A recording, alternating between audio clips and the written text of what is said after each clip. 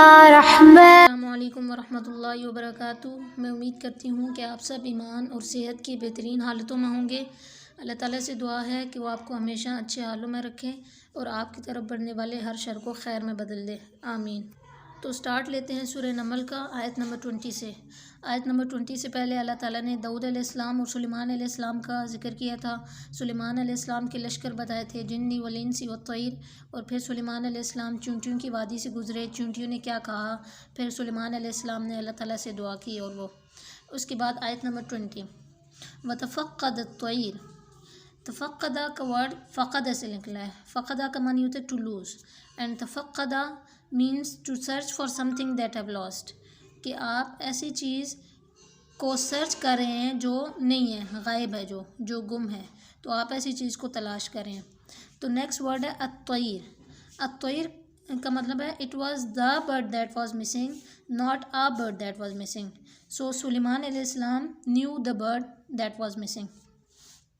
وَتَفَقَّدَ الطَّيْرَ، تو وہ الطیر مینس پرندہ، اسپیسیفک پرندہ، تو وہ اس کو تلاش کر رہے تھے جو وہ وہاں نہیں تھا۔ تو انہوں نے کہا فَقَالَ مَا لِيَ لَا أَرَى الْهُدْهُدْ، تو انہوں نے کہا کہ کیا ہو گیا کہ میں ہدہد کو نہیں دیکھ رہا، واٹ ہیپن، کہ ہدہد نظر نہیں آ رہا۔ أَمْ كَانَ مِنَ الْغَائِبِينَ، یا وہ غائب ہونے والوں میں سے ہے، یا وہ ان میں سے ہے جو وہاں نہیں ہے۔ تو نیکسٹ آیت ہے آیت نمبر 21 لَوْعَذِّبَنَّهُ عَذَابًا شَدِيدًا۔ تو آپ غور کریں کہ سلیمان علیہ السلام had 3 armies، جنی والانسی والطیر، اور انس از دا اونلی civilian army جو سلیمان علیہ السلام کے پاس تھی، اور جو animals don't have the civil rights، they have the animal rights۔ تو ہدہد was an animal، so ہدہد کو animal کی طرح ہی ٹریٹ کیا جانا تھا۔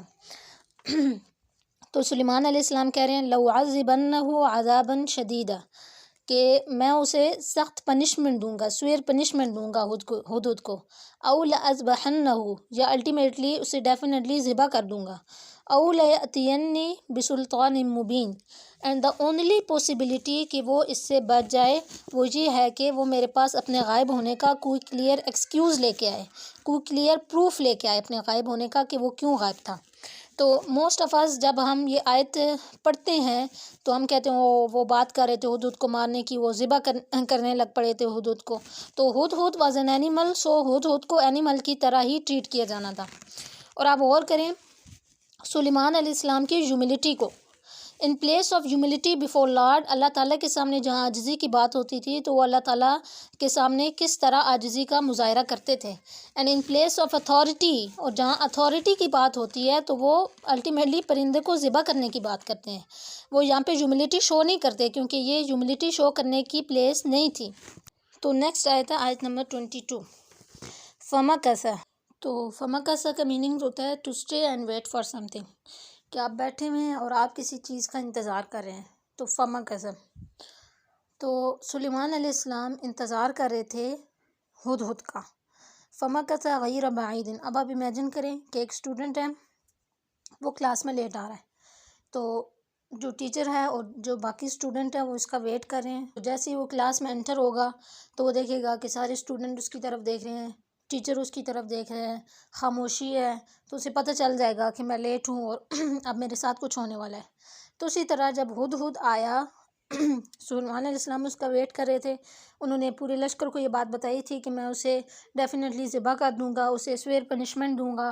تو جب ہدہد آیا تو اس نے دیکھا کہ خاموشی ہے، سلیمان علیہ السلام اسے دیکھ رہے ہیں، سارا لشکر اسے دیکھ رہا ہے، تو اس نے سمجھ لیا کہ میری ایبسنس کو سلیمان علیہ السلام نے نوٹس کر لیا ہے۔